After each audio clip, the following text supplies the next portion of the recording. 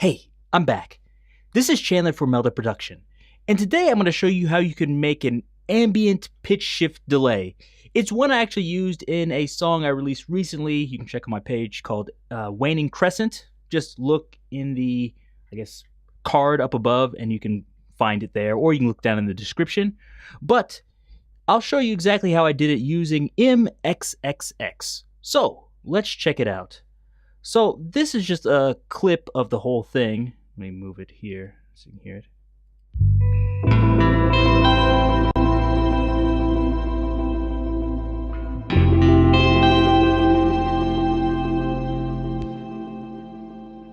So you can check the whole thing out where I showed you before, just click the link. But today I thought we'd just go over this main guitar part here.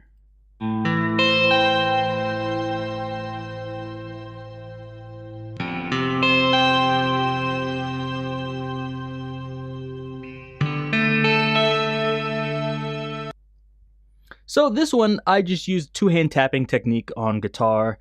You can see some of the plugins I used here. If you want to use S-Gear for the actual guitar amplifier, but I'm using M Dynamic EQ just a little bit to change the tone a little bit. I want to cut down some of that low end there. Not too much though.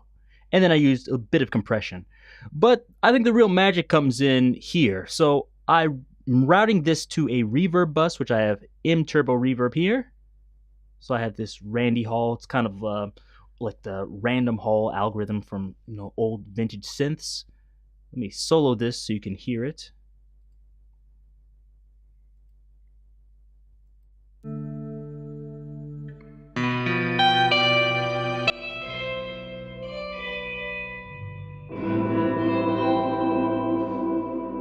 So it's just adding a little bit there. If I turn it off, you'll see it kind of changes the tone. So here it is with it on.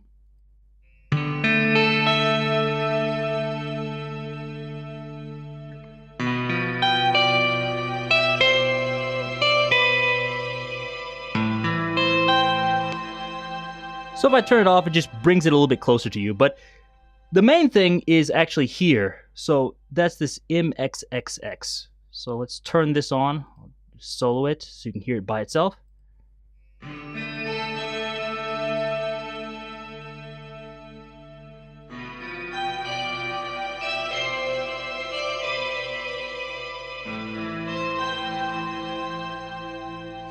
So let me go through how I made this. So this is one of the great things about MXXX. You can put all these together to make different chains and things here. So I'll show you exactly what I did here.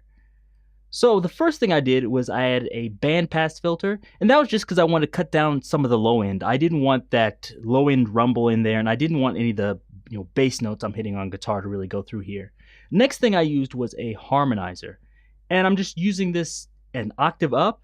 And if you see, I'm just using a little bit here. So here it is at 25%.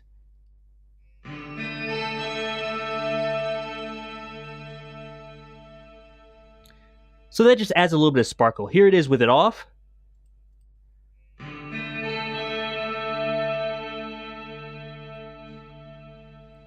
So that little bit of octave just adds a little bit of sparkle to the top end. It adds a little more high end. It just sounds good to me, and that's what I wanted, especially for this type of ambient track.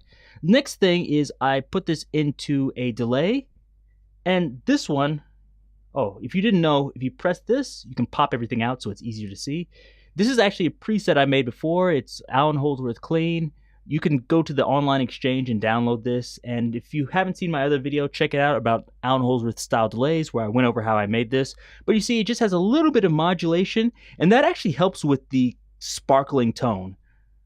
From there, I'm actually splitting it in two. So one, it goes directly in here, but the other one goes into granular. And what this does is it creates a like 10 other voices, or actually 12 other voices in this case. And what I wanted to do was kind of create those like micro delays, and they're spread out evenly over about 1 second here. And I have the pitch random at about 0.7. So it's, I imagine, was about 7 cents difference, and that just gives it a little bit of movement here. And I also have the pan at random, so that spreads it out stereo width-wise. The next thing is the delay, and you're probably thinking like, do you really need more delay? But the reason I have this is, at first when I used this granular, the granular sound wasn't long enough. So I used a delay after it with feedback so it lasts a little bit longer. If I turn that off, it will end too quickly. So adding that will help the sound, which is one of the benefits of having something like MXXX. It's easy to do this and fix everything. And the last part is the second to last part is the ratio. And so I didn't want too much of that granular sound. I just wanted a little bit. And I'll move this around so you can hear it. So here it is with none of the granular stuff on it.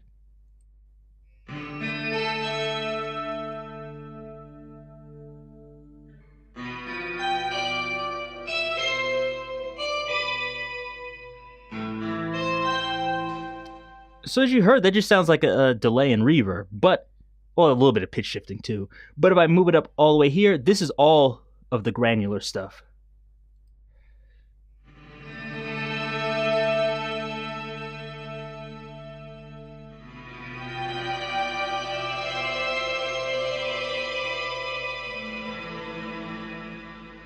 I like that, but it's a little bit too cloudy by itself. So what I did was I just put it around, I found 41% was just about right.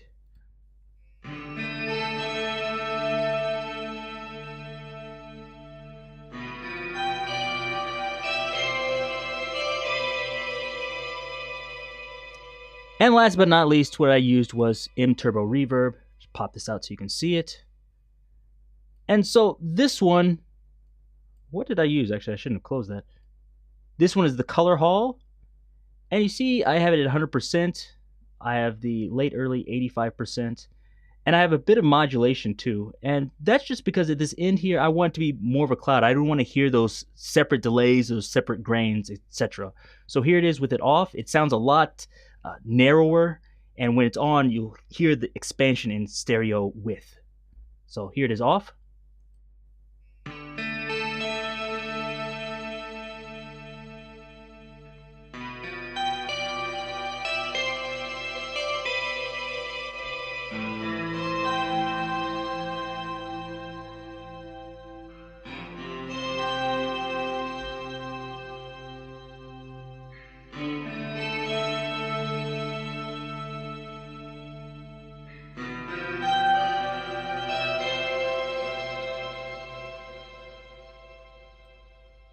So as you heard, it really adds a lot of color to the signal. It kind of smears it, which is what I wanted. I didn't want to hear those individual grains and delays. And so it just made a really good sound for me. And when you put it all together like this, I'll let you hear just the main guitar by itself.